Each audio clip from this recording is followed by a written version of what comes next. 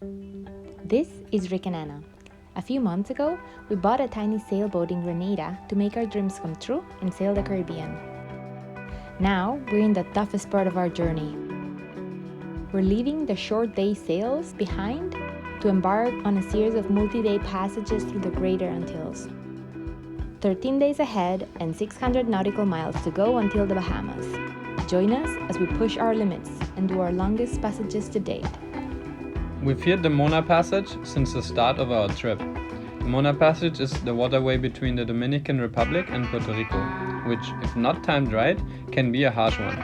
We luckily found a fantastic weather window and had a great 37-hour passage over 2 days and 1 night. We got to Samaná a day later with the sun setting and the whales welcoming us into the Dominican Republic.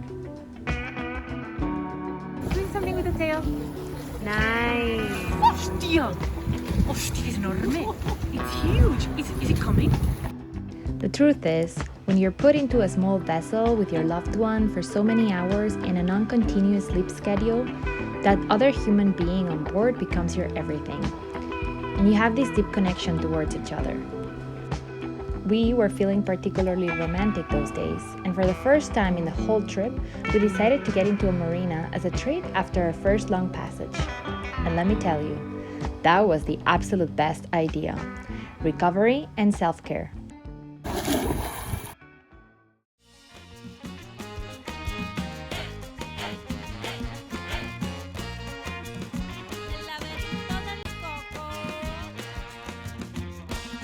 We refilled our bodies with energy and went to town to get some fruits.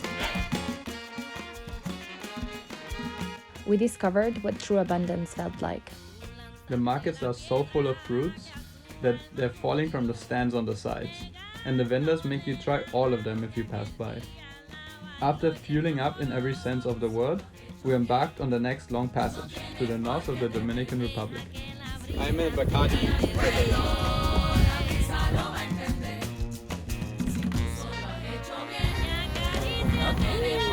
Unlimited data? I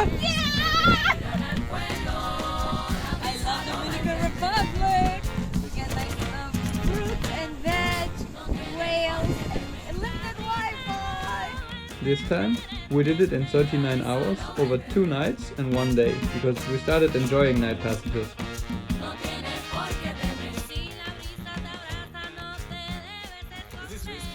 No. Hold the line, hold the line, hold the line.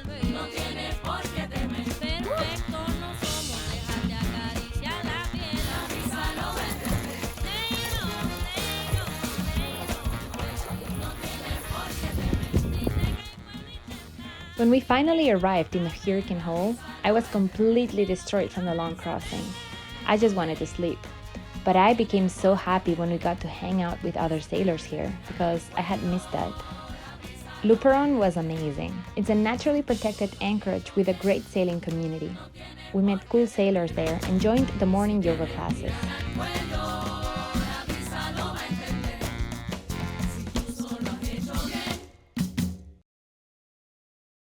We also rented a car and provisioned for an entire month worth of food to take with us to the expensive Bahamas. Dale. Hola! Jogging with the cows!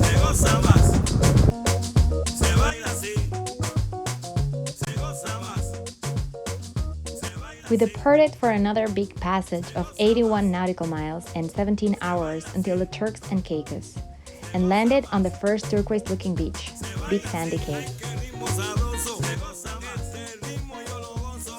We enjoyed the remoteness of being in the middle of nowhere, without infrastructure or civilization.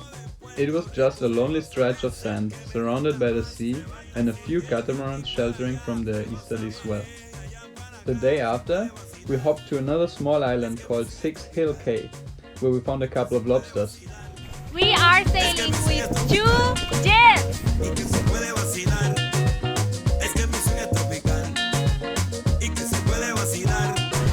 What speed are we doing, Anna? 5.7! Not bad.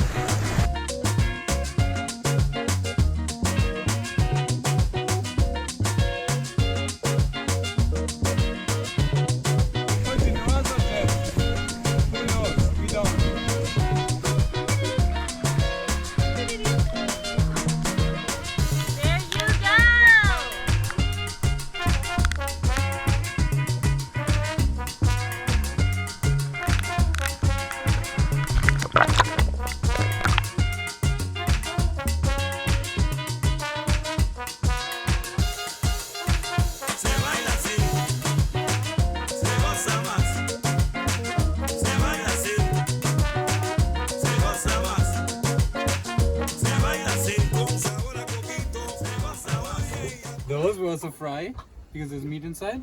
On our last day in the Turks and Caicos, we navigated 25 miles through the shallows, watching for rocks and coral heads. That day, one of the most magical moments of the trip happened.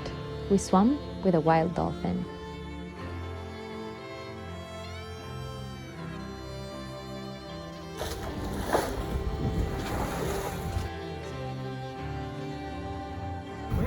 There, in front of you.